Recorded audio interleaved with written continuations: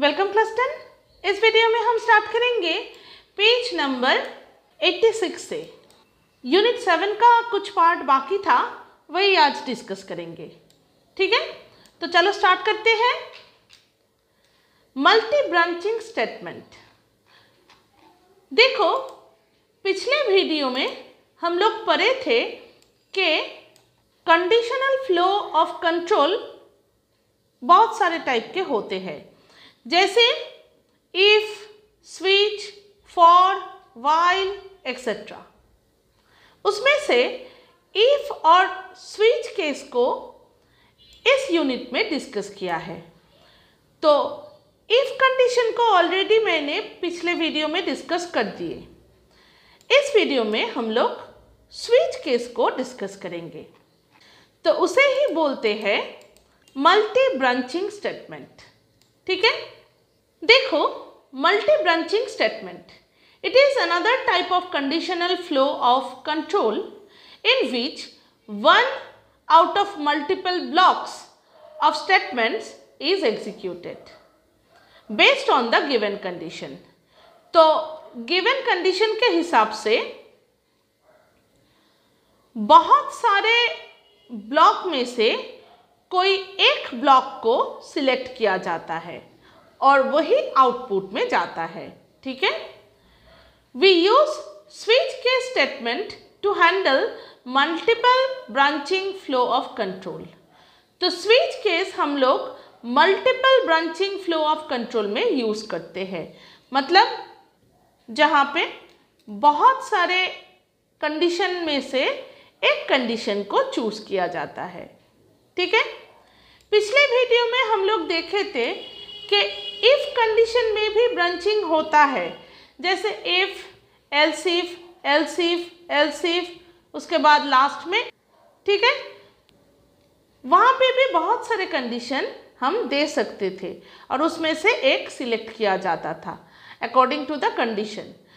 तो वैसे ही switch case में भी बहुत सारे कंडीशन दिया जाता है और उसमें से एक ही कंडीशन को सिलेक्ट किया जाता है अकॉर्डिंग टू द कंडीशन। ठीक है, देखो, switch statement. In a switch case statement a number of blocks are created under different cases. All the cases are enclosed within curly brackets, curly braces under switch statement. तो यहाँ पे तुम बहुत सारे block को क्रिएट कर सकते हो और एक ब्लॉक के अंदर जितना सारा स्टेटमेंट तुम एग्जीक्यूट करोगे वो सारे स्टेटमेंट को ओपनिंग ब्रेस और क्लोजिंग ब्रेस से इनक्लोज किया जाता है। ठीक है, a particular case is executed based on the given value of control variable passed as an argument to the switch statement.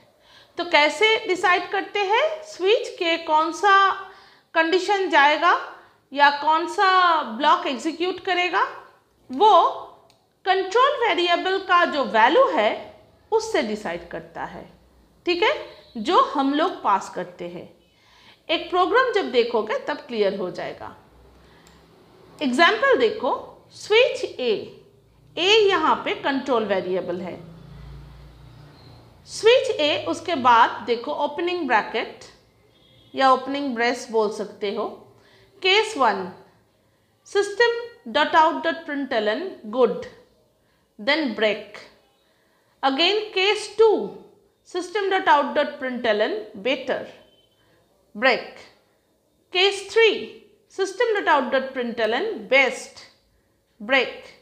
Next default system dot out dot println invalid, then closing brace.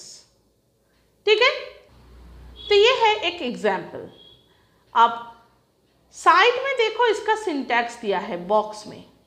Switch N मतलब control variable जिसका value कुछ भी हो सकता है, character भी हो सकता है या न्यूमेरिक वैल्यू भी हो सकता है। ओपनिंग ब्रेस, उसके बाद केस 1, देन केस 1 का block, then break. Case 2, then case 2 का ब्लॉक, ब्रेक, ऐसे चलता रहेगा। जितना सारा केस तुम्हें देना है दे सकते हो, लेकिन लास्ट जो ब्लॉक है वो हमेशा डिफ़ॉल्ट ब्लॉक होगा, ठीक है। तो इसलिए डिफ़ॉल्ट, उसके बाद स्टेटमेंट, फिर क्लोजिंग ब्रेस ऑफ स्विच, ठीक है। ये है सिंटैक्स।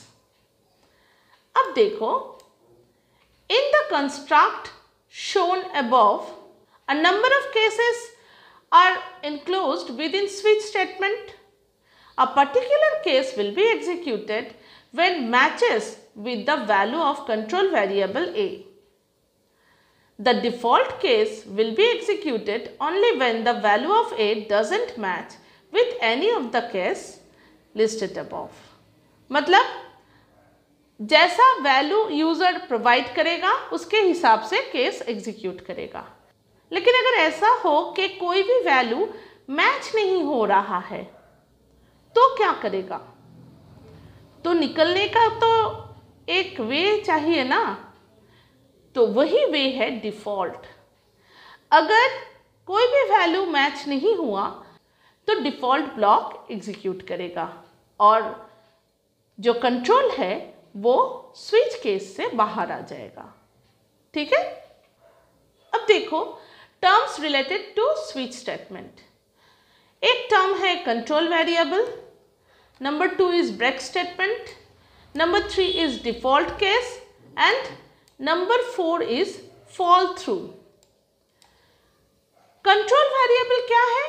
वो जो स्विच के बाद हम ब्रैकेट में लिख रहे हैं वेरिएबल, उसे कंट्रोल वेरिएबल बोलते हैं, ठीक है। देखो क्या लिखा है, the variable passed as an argument to the switch statement that decides which case is to be executed is known as control variable. तो कंट्रोल वेरिएबल का वैल्यू ही डिसाइड करता है कि कौन सा ब्लॉक एग्जीक्यूट करेगा, ठीक है।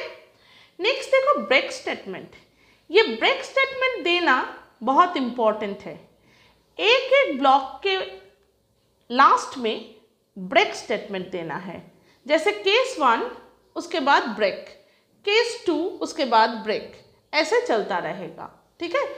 डिफ़ॉल्ट के बाद कोई ब्रेक नहीं होता है, ये याद रखना, ठीक है, क्योंकि डिफ़ॉल्ट के बाद अपने आप ही कंट्रोल बाहर आ जाता है स्विच केस से, ठीक है। तो ये ब्रेक हम क्यों देते हैं? ब्रेक इसलिए देते हैं कि केस 1 एग्जीक्यूट करने के बाद कंट्रोल स्विच केस से बाहर आ जाए, इसलिए। क्योंकि अगर हम ब्रेक नहीं देंगे तो केस 1 के बाद केस 2 एग्जीक्यूट करेगा, फिर उसके बाद केस 3, ऐसा चलता रहेगा, ठीक है। जितना केस है सारा एग्जीक्यूट करेगा, उसके बाद डिफ़ॉल्ट भी एग्जीक्यूट करेगा, फिर स्विच से बाहर आएगा। लेकिन वो तो हमें नहीं चाहिए, हमें according to the condition output चाहिए। तो जिस केस में कंडीशन मैच हो रहा है उसी केस का सिर्फ एग्जीक्यूशन होना चाहिए, तो इसलिए हम लोग ब्रेक यूज़ करते हैं। मान लो केस 1 का जो क्राइटेरिया है वो मैच हो रहा है, तो सिर्फ केस 1 ही एग्जीक्यूट होना चाहिए। तो इसलिए जब केस 1 एग्जीक्यूट होने के बाद ब्रेक को कंट्रोल देखेगा तब केस 1 से बाहर आ जाएगा, मतलब पूरा स्विच केस से ही बाहर आ जाएगा। केस 2, केस 3, केस 4, ऐसा जितना सारा केस है वो कंसीडर नहीं करेगा, ठीक है। तो यही फंक्शन है ब्रेक स्टेटमेंट का, ठीक है। और अगर ब्रेक नहीं दिया तो क्या होगा? केस 1, उसके बाद केस 2, उसके बाद केस 3, ऐसे जितना सारा केस है सारा एग्जीक्यूट करता रहेगा। इस कंडीशन को बोलते हैं फॉल थ्रू, जो लास्ट में लिखा है, ठीक है।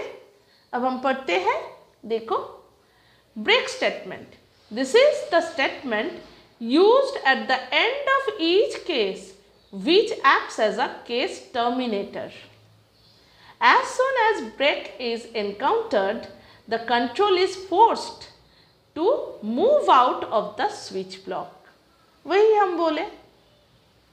अब देखो फॉल थ्रू हम पहले पढ़ते हैं, उसके बाद डिफॉल्ट केस पढ़ेंगे। देखो फॉल थ्रू में क्या बोला है? In case a break statement is not used at the end of the case, the control enters into the next case for execution. This condition is said to be fall through. वही हम बोले कि जब case 1 के बाद case 2, case 3 ऐसा execute करता रहेगा तब उसे हम बोलते हैं फॉल थ्रू कंडीशन, क्योंकि हमने ब्रेक नहीं दिए, कंट्रोल बाहर नहीं आ रहा है, मतलब वो आ ही नहीं पा रहा है बाहर। ठीक है, अब देखो default case. If no case is matched in the switch block for the given value of control variable, default case is executed implicitly। अगर कोई भी वैल्यू मैच नहीं हुआ तो कोई भी केस एग्जीक्यूट नहीं होगा। तो उस टाइम कैसे कंट्रोल बाहर आएगा स्विच केस से? डिफ़ॉल्ट को एग्जीक्यूट करके बाहर आ जाएगा। ठीक है, तो यही है स्विच केस, मतलब मल्टी ब्रांचिंग स्टेटमेंट। अब नेक्स्ट पेज में जाओ, यहाँ पे कुछ सॉल्व प्रोग्राम दिया है, वो हम डिस्कस करेंगे तो और भी क्लियर हो जाएगा कॉन्सेप्ट। प्रोग्राम 1 देखो, write a program to input 3 different single digit numbers between 1 and 9 both inclusive, display the greatest and the smallest 3 digit number. तो देखो 3 डिजिट लेने के लिए बोला है, उसे 3 डिजिट को यूज़ करके सबसे स्मॉलेस्ट नंबर क्रिएट करना है और सबसे ग्रेटेस्ट नंबर क्रिएट करना है। जैसे देखो यहाँ पे एग्जाम्पल भी दिया है 274, 3 डिजिट है, तो सबसे स्मॉलेस्ट नंबर इन 3 डिजिट को यूज़ करके होता है 247 और ग्रेटेस्ट नंबर क्या होता है 742। तो वही डिस्प्ले करना है। तो कैसे किया है देखो, पहले तो comment line to display the greatest and smallest number formed by digits, then import java.util.star, scanner class का प्रोग्राम है तो ये तो देना ही पड़ेगा, java.util को तो इंपोर्ट करना ही पड़ेगा। नेक्स्ट पब्लिक क्लास नंबर, ये तो क्लास डिक्लेरेशन लाइन है। Next opening brace, then public static void main string args, ये मेन डिक्लेरेशन लाइन है। Next opening brace of main, then scanner class का जो ऑब्जेक्ट क्रिएट करने का लाइन वो है scanner in equal to new scanner system dot in. Next variable को declare किया है a b c g n और एस एन। ठीक है, 5 वेरिएबल को डिक्लेयर किया है इंटीजर टाइप का। Next system dot out dot println enter 3 digit between 1 and 9। तो तीनों डिजिट को ए बी और सी में रीड किया है स्कैनर क्लास का जो रीड स्टेटमेंट है उससे। Next if A greater than B and A greater than C, मतलब अगर तीनों में से ए ग्रेटर हुआ है तो चेक करना है कि बी ग्रेटर देन सी है कि नहीं, मतलब तीनों में से ए ग्रेटर है, फिर उसके बाद बी और सी में कौन सा ग्रेटर है वो चेक कर रहा है। तो अगर बी ग्रेटर हुआ तो देखो जी एन में क्या हो रहा है, ए सबसे बड़ा, फिर बी, फिर सी, मतलब अगर 3 डिजिट नंबर है तो 100 प्लस में ए जाएगा, 10s प्लस में बी जाएगा और यूनिट प्लस में सी जाएगा, है ना। तो वही यहाँ पे जी एन में किया है, देखो 100 इंटू ए प्लस 10 इंटू बी प्लस सी, और एस एन में उल्टा होगा, मतलब सी 100 प्लस में जाएगा, बी 10s प्लस में रहेगा और ए यूनिट प्लस में रहेगा। वही किया है, S N equal to 100 into C plus 10 into B plus A. ठीक है, तो जी एन में ग्रेटेस्ट नंबर और एस एन में स्मॉलेस्ट नंबर क्रिएट हो गया। ये कब हुआ? जब बी सी से बड़ा है। लेकिन अगर बी सी से बड़ा नहीं है, मतलब सी बी से बड़ा है, तो एल्स पार्ट में जैसा दिया है वैसा होगा, मतलब ए के बाद सी बड़ा है फिर बी, तो जी एन में ए 100 प्लस में जाएगा, सी 10s प्लस में जाएगा और बी यूनिट प्लेस में, ठीक है। और एसएन में बी 100 प्लेस में जाएगा क्योंकि बी सबसे छोटा है, फिर टेंस प्लेस में सी ही रहेगा और यूनिट प्लेस में ए जाएगा, ठीक है। तो ये हो गया ए अगर सबसे बड़ा हुआ उसका कंडीशन, ठीक है। नेक्स्ट देखो, बी अगर सबसे बड़ा हुआ, मतलब तीनों में से अगर बी सबसे बड़ा हुआ, तो फिर से और एक इफ कंडीशन चेकिंग होगा कि ए और सी में कौन सा बड़ा है। अगर ए बड़ा हुआ तो जो जीएन है वहाँ पे कैसे नंबर क्रिएट होगा, बी सबसे बड़ा है तो इसलिए बी 100 प्लेस में, देन ए मतलब टेंस प्लेस में ए और यूनिट प्लेस में सी। और एसएन में देखो, सी 100 प्लेस में, फिर ए टेंस प्लेस में और बी यूनिट प्लेस में, ठीक है। ये एक हो गया। लेकिन अगर ए और सी में से सी बड़ा हुआ तो एल्स पार्ट में जाएगा। नेक्स्ट पेज में जाओ, एल्स पार्ट में देखो जीएन में क्या हो रहा है, सबसे बड़ा है बी, फिर सी, फिर ए, तो इसलिए 100 प्लेस में बी, टेंस प्लेस में सी और यूनिट प्लेस में ए, ठीक है।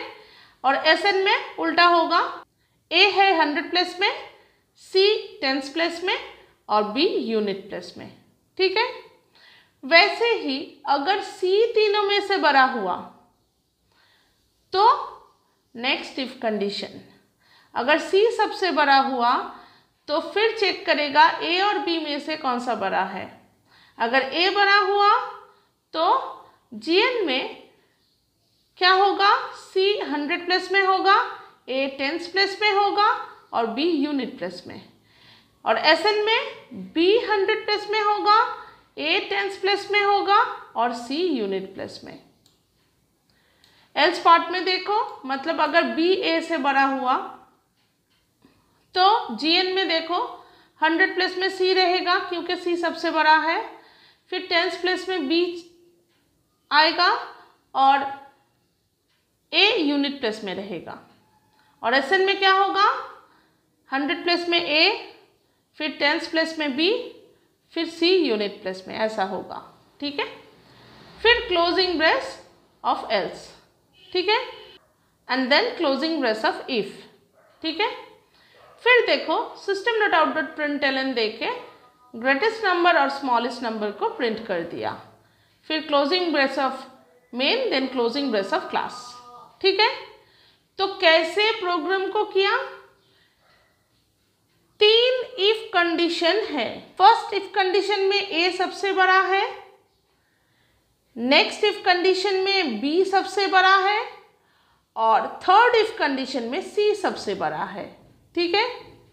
अब उसी 3 इफ कंडीशन के ईच के अंदर, मतलब एक एक के अंदर इफ और एल्स है। जैसे फर्स्ट इफ कंडीशन कब एंटर करेगा, जब A is greater than B and C.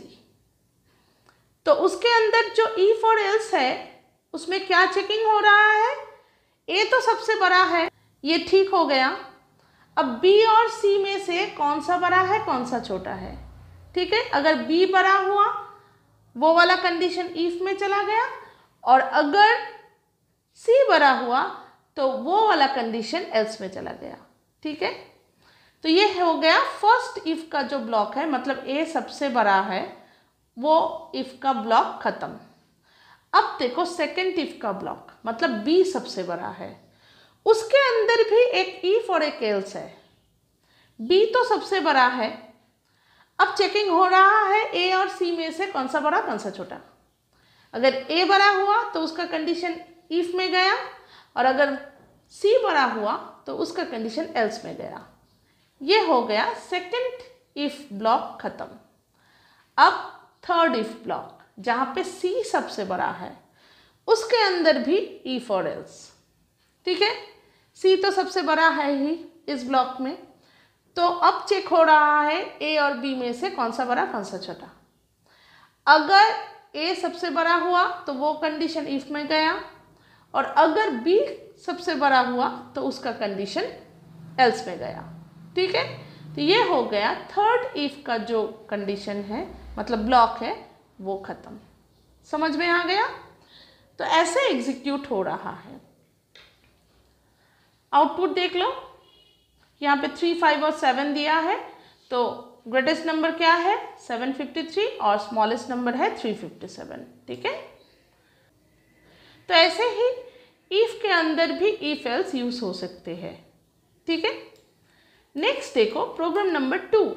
The electricity board charge from their consumers according to the unit consumed per month. The amount is calculated as per the tariff given below. तो यहाँ पे कुछ units दिए हैं जो consume किए हैं customer ने और उसके हिसाब से चार्जेस दिए हैं। जैसे अप टू 100 यूनिट तक 5.50 पर यूनिट चार्ज होगा। For next 200 unit 6.50 per unit charge होगा। फिर नेक्स्ट 300 यूनिट में क्या चार्जेस है 7.50 पर यूनिट, और अगर 600 यूनिट्स के मोर हो तो क्या चार्जेस है 8.50 पर यूनिट। ठीक है, write a program to input consumer's name, consumer's number and the unit consumed. The program displays the following information after calculating the amount. Money receive दिया है, देखो आउटपुट कैसे होगा ऐसे, money receipt, consumer's name, money receipt, consumer's number, consumer's name, unit consumed, amount of paid, amount to be paid, ऐसा होगा। ठीक है, अब प्रोग्राम स्टार्ट करते हैं। To calculate the electricity bill, ये कमेंट लाइन है, मतलब हेडिंग। फिर java.util को इंपोर्ट किया है, मतलब स्कैनर क्लास को यूज करने वाला है। फिर पब्लिक क्लास इलेक्ट्रिसिटी बिल, ये क्लास डिक्लेरेशन है। नेक्स्ट पेज में जाओ, opening brace of class, then public static void main string args, ये मेन फंक्शन डिक्लेरेशन स्टेटमेंट है। Then opening brace of main, then scanner class का जो object create करने वाला लाइन है वो है scanner in equal to new scanner system dot in. Next दो वेरिएबल को डिक्लेयर किया है इंटीजर टाइप का, नेम है स्ट्रिंग टाइप का और अमाउंट एंड टोटल है डबल टाइप का। ठीक है, सारा वेरिएबल डिक्लेयर कर दिया। फिर देखो system dot out dot println enter consumers name, consumer का नेम मांग रहा है यूजर से, तो जो नेम देगा यूजर वो नेम वेरिएबल में रीड करेगा। नेक्स्ट ये स्कैनर क्लास का रीड स्टेटमेंट है, ये स्कैनर क्लास का स्ट्रिंग रीडिंग स्टेटमेंट है in dot next line. Next देखो कंज्यूमर नंबर देने के लिए बोल रहा है, वो भी n में रीड हो रहा है। Next enter the unit consumed, वो u में रीड हो रहा है। अब देखो इफ कंडीशन यूज कर रहा है, u is less than equal to 100, मतलब जो यूनिट कंज्यूम किया है कंज्यूमर ने वो क्या 100 या 100 से कम है। अगर है तो अमाउंट क्या होगा u इंटू 5.50, वही कंडीशन दिया है टेबल में। नेक्स्ट देखो फिर से इफ कंडीशन, अगर 100 से ज़्यादा है लेकिन 300 से कम है तो अमाउंट कैसे कैलकुलेट होगा 100 इंटू 5.50, मतलब पहला जो 100 यूनिट है वो 5.50 करके ही देना है, प्लस अब वो फर्स्ट 100 यूनिट को अगर हम सब्ट्रैक्ट कर दे टोटल यूनिट से तो जो रिमेनिंग यूनिट है उसका चार्ज होगा 6.50 करके। ठीक है, तो ऐसे ही कैलकुलेट करना है, पहला 100 यूनिट 5.50 करके देना है और 100 को सब्ट्रैक्ट करके जो बचा हुआ यूनिट है उसे 6.50 करके देना है। ठीक है, तो उसके हिसाब से ही अमाउंट कैलकुलेट किया है 100 into 5.50 plus u minus 100 into 6.50। ठीक है, नेक्स्ट फिर से इफ कंडीशन, अगर 300 से ज़्यादा हो लेकिन 600 से कम हो या 600 के इक्वल हो तो क्या करना है? तो फर्स्ट 100 यूनिट का चार्ज होगा 5.50 करके, फिर नेक्स्ट 200 यूनिट का चार्ज होगा 6.50 करके, प्लस तो कितना हो गया? 200 प्लस 100 300 यूनिट हो गया कैलकुलेशन। अब टोटल यूनिट में से 300 यूनिट को माइनस करके जो रिमेनिंग यूनिट है उसका चार्ज होगा 7.50 करके। समझ में आ गया? फर्स्ट 100 यूनिट 5.50 करके, फिर नेक्स्ट 200 यूनिट 6.50 करके, फिर इन दोनों को सब्ट्रैक्ट करके जो रिमेनिंग यूनिट है उसका चार्ज होगा 7.50 करके। ठीक है, तो वैसे ही अमाउंट दिया है, देखो 100 into 5.50 plus 200 into 6.50 plus u minus 300 into 7.50। ठीक है, हो गया अमाउंट कैलकुलेशन। अब देखो फिर से इफ अगर 600 से भी ज़्यादा हो तो क्या करना है? तो फर्स्ट 100 यूनिट को 5.50 से मल्टीप्लाई करना है, फिर नेक्स्ट 200 यूनिट को 6.50 से मल्टीप्लाई करना है, फिर नेक्स्ट 300 यूनिट को 7.50 से मल्टीप्लाई करना है। तो कितना यूनिट कैलकुलेट हो गया? 300 प्लस 200 प्लस 100 मतलब 600 कैलकुलेट हो गया। अब 600 को टोटल यूनिट से सब्ट्रैक्ट करके जो रिमेनिंग यूनिट पड़ा रहेगा उसे 8.50 से मल्टीप्लाई करना है। समझ में आ गया? तो ऐसे अमाउंट कैलकुलेट हो रहा है। फर्स्ट 100 यूनिट 5.50 करके, प्लस नेक्स्ट 200 यूनिट 6.50 करके, प्लस नेक्स्ट 300 यूनिट 7.50 करके, प्लस u माइनस 600 मतलब जो रिमेनिंग यूनिट है इंटू 8.50 करके। ठीक है, फिर टोटल कैलकुलेट करके अमाउंट में दे देगा। ठीक है, अब देखो आउटपुट कैसे देना है, जैसे क्वेश्चन में दिया है। मतलब पहले मनी रिसीट ये टाइप करना है, फिर कंज्यूमर्स नंबर टाइप करके एन को प्रिंट कर देना है, फिर कंज्यूमर्स नेम टाइप करके नेम को प्रिंट कर देना है, फिर यूनिट कंज्यूम्ड को टाइप करके यू को प्रिंट कर देना है, और लास्ट में amount to be paid in rupees type करके अमाउंट को प्रिंट कर देना है।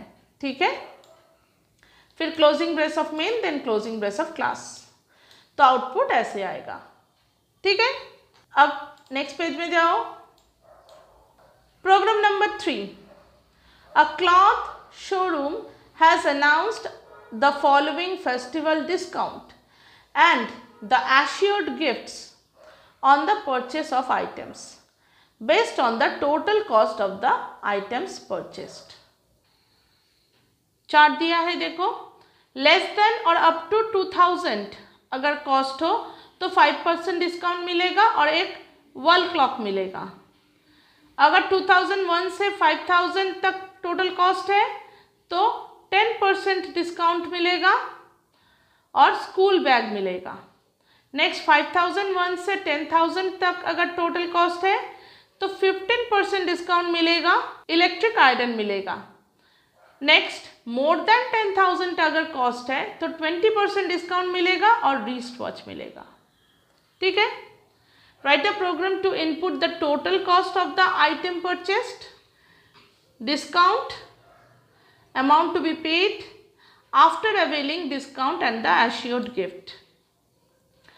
तो कैसे हो रहा है देखो, पहले comment line to calculate the discount, ये तो हेडिंग है। फिर import java.util.star, ये java.util को import किया है। फिर पब्लिक क्लास डिस्काउंट, ये क्लास डिक्लेरेशन लाइन है। Then opening brace of class, then public static void main string args, ये मेन डिक्लेरेशन लाइन है। फिर opening brace of main, then scanner class का ऑब्जेक्ट क्रिएट करने वाला लाइन, फिर variable को डिक्लेयर किया है, देखो इंटीजर टाइप का एक वेरिएबल है और डबल टाइप का 2 वेरिएबल है।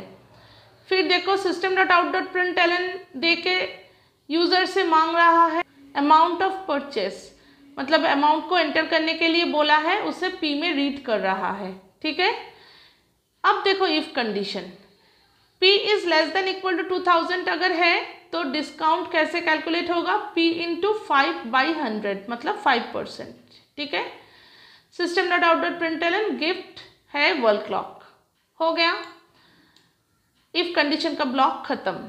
ठीक है, फिर नेक्स्ट इफ कंडीशन का ब्लॉक P अगर 2001 से 5000 तक है, ठीक है, P is greater than equal to 2001 and P is less than equal to 5000। तो जो इफ कंडीशन का ब्लॉक है वहां पे डिस्काउंट 10% कैलकुलेट हो रहा है, देखो P इंटू 10/100 और गिफ्ट है स्कूल बैग। ठीक है, नेक्स्ट इफ ब्लॉक अगर P greater than equal to 5001 है और P less than equal to 10,000 है तो डिस्काउंट क्या मिलेगा 15%, इसलिए P इंटू 15/100 और गिफ्ट है इलेक्ट्रिक आयरन। नेक्स्ट P अगर 10,000 से ग्रेटर है, नेक्स्ट इफ ब्लॉक तो 20% डिस्काउंट कैलकुलेट हो रहा है, देखो P इंटू 20/100 और गिफ्ट है रिस्ट वॉच। ठीक है, तो ऐसे ही इफ ब्लॉक यूज करके ये वाला प्रोग्राम किया है। नेक्स्ट पेज में जाओ, फिर क्लोजिंग ब्रेस ऑफ इफ। अब जो डिस्काउंट कैलकुलेट होगा उसके हिसाब से अमाउंट कैलकुलेट होगा। अमाउंट कैसे कैलकुलेट होगा, परचेस अमाउंट माइनस डिस्काउंट। ठीक है, अब system.out.println देके अमाउंट ऑफ परचेस प्रिंट कर दिया, डिस्काउंट प्रिंट कर दिया और अमाउंट टू बी पेड भी प्रिंट कर दिया। ठीक है, अब closing brace of main then closing brace of class. तो ऐसे इफ कंडीशन वर्क करता है। ठीक है, अब प्रोग्राम नंबर 4 देखो, given below is the hypothetical table showing rate of income tax for male citizen below the age of 65 years. Taxable income, income tax. Taxable income देखो does not exceed 2,50,000। अगर 2,50,000 तक income हो तो कोई tax नहीं देना पड़ेगा। More than 2,50,000 and less than और इक्वल टू 5 लाख। तो अगर 2,50,000 से ज़्यादा है और 5 लाख से कम है या 5 लाख तक है तो टैक्सेबल इनकम माइनस 2,50,000 इंटू 10% ये देना पड़ेगा income tax. Next, more than 5 lakh and less than और इक्वल टू 10 लाख। 5 लाख से ज़्यादा और 10 लाख या 10 लाख से कम अगर हो तो taxable income minus 5 lakh into 20% plus ₹34,000 ये देना पड़ेगा। ठीक है, और अगर मोर देन 10 लाख है टैक्सेबल इनकम तो इनकम टैक्स कितना देना पड़ेगा, taxable income minus 10 lakh into 30% plus 94,000। ठीक है,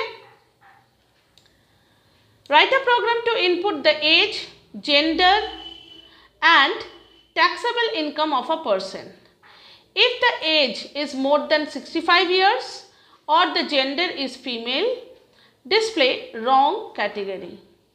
If the age is less than or equal to 65 years and the gender is male, compute and display the income tax payable as per the table given below. ठीक है, तो देखो अगर 65 से ज़्यादा है या फीमेल जेंडर है तो उसका इनकम नहीं कैलकुलेट करना है, लेकिन अगर मेल हो और 65 या 65 से लेस हो एज तो उसका जो इनकम टैक्स है उसे कैलकुलेट करना पड़ेगा।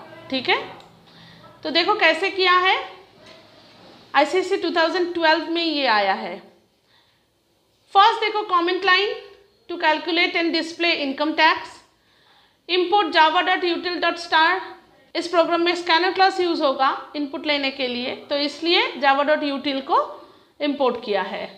पब्लिक क्लास इनकम टैक्स, ये क्लास डिक्लेरेशन लाइन है, फिर opening brace of class, then public static void main string args, ये वॉइड मेन डिक्लेरेशन स्टेटमेंट है, फिर opening brace of main, then variable को डिक्लेयर कर रहा है। दो टाइप के वेरिएबल है, इंट एज एंड टी और कैर जी। नेक्स्ट पेज में जाओ, और भी वेरिएबल है, डबल टैक्स इक्वल टू 0.0, ठीक है। तो 3 टाइप के वेरिएबल है। नेक्स्ट स्कैनर क्लास का ऑब्जेक्ट क्रिएट करने वाला line. Next system.out.println, enter gender m for male and f for female. इसे रीड कर रहे हैं जी में, देखो in.next.char@0 इस स्टेटमेंट से, ठीक है। Next enter the age of person, age को एज वेरिएबल में रीड कर रहा है।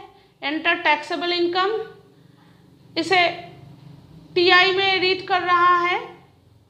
अब देखो if condition, age less than equal to 65 and G dot equals bracket में capital M।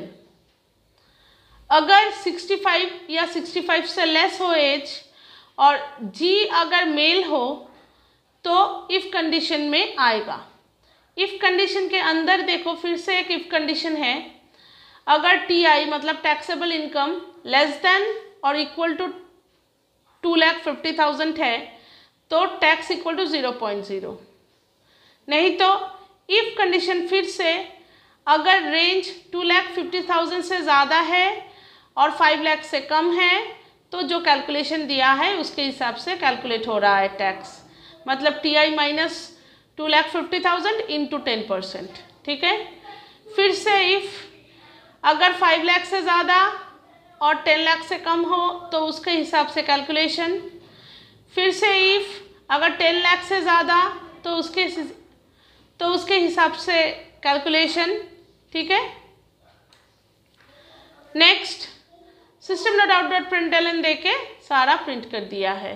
Detail of the tax payer, gender of the tax payer G, age plus age, taxable income in rupees plus TI, income tax in rupees plus tax, ठीक है, सारा print कर दिया। फिर if condition का जो block है वो ख़त्म, इसलिए closing brace of if condition, मतलब जो मदर इफ़ है, जो फर्स्ट इफ़ है उसका क्लोजिंग ब्रेस है ये, ठीक है। नेक्स्ट उसका ही एल्स पार्ट देखो, एल्स में फिर से opening brace, system.out.println wrong category, system.out.println no calculation of income tax, ठीक है। अगर मेल या 65 या 65 से लेस एज अगर नहीं हुआ तो डायरेक्ट एल्स पार्ट में चला जाएगा, ठीक है। फिर closing brace of else, then closing brace of main, then closing brace of class, ठीक है। आउटपुट देखो, enter gender M for male, F for female. M दिया है, एज दिया है 61, टैक्सेबल इनकम दिया है 8,45,000, तो सब डिटेल कैलकुलेट करके दे दिया है, ठीक है। नेक्स्ट पेज में जाओ। Write a menu driven program to find the area of an equilateral triangle, an isosceles triangle and a scalene triangle as per the user's choice, ठीक है। तो मेनू ड्रिवन प्रोग्राम है ये, मतलब स्विच केस लगेगा, ठीक है। इक्विलैटरल ट्राइंगल देखो, equal to √3/4 square where S is the side of the equilateral triangle. Isosceles triangle देखो, equal to 1/4 B into √4A² minus B²। Next scalene triangle देखो, equal to √S into S minus M, S minus N, S minus P, S equal to M plus N plus P divided by 2। Next देखो, where M N and P are 3 sides of a scalene triangle.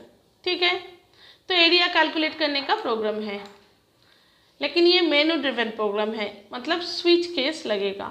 देखो, a menu driven program to calculate the area of the triangle, import java.util.star, पहले comment line, फिर java.util को import कर रहा है, फिर public class menu, ये class declaration statement है, opening brace of class, then public static void main string args, ये main declaration statement, opening brace of main, then scanner class का लाइन जो ऑब्जेक्ट क्रिएट कर रहा है। नेक्स्ट वेरिएबल डिक्लेयर किया है। ठीक है, 2 टाइप के वेरिएबल है। अब देखो, system.out.println देके area of a equilateral triangle, area of a isosceles triangle, area of a scalene triangle 1 2 3 करके मार्क किया है। नेक्स्ट लिखा है, देखो, एंटर योर चॉइस, मतलब कौन सा चॉइस तुम दोगे। अगर इक्विलैटरल ट्राइंगल का एरिया कैलकुलेट करना है तो 1 देना पड़ेगा, अगर आइसोसेलेस ट्राइंगल का एरिया कैलकुलेट करना है तो 2 देना पड़ेगा, और अगर स्केलिन ट्राइंगल का एरिया कैलकुलेट करना है तो 3 देगा। ठीक है, system.out.println enter your choice, choice दे रहा है, चॉइस सी में रीड हो रहा है। ठीक है, और सी ही है स्विच केस वेरिएबल। ठीक है, देखो, स्विच सी ओपनिंग ब्रेस, मतलब स्विच का ओपनिंग ब्रेस। अब देखो केस 1, केस 1 मतलब अगर 1 दिया तो इक्विलैटरल ट्राइंगल का एरिया कैलकुलेट होगा, वही दिया है। देखो, केस 1 कोलन, उसके बाद system.out.println enter side of an equilateral triangle, side को एस में रीड किया, फिर एरिया को कैलकुलेट किया जैसा दिया है क्वेश्चन में फॉर्मूला, उसके हिसाब से math.sqrt3 into S divided by 4। Next system.out.println area equal two plus area.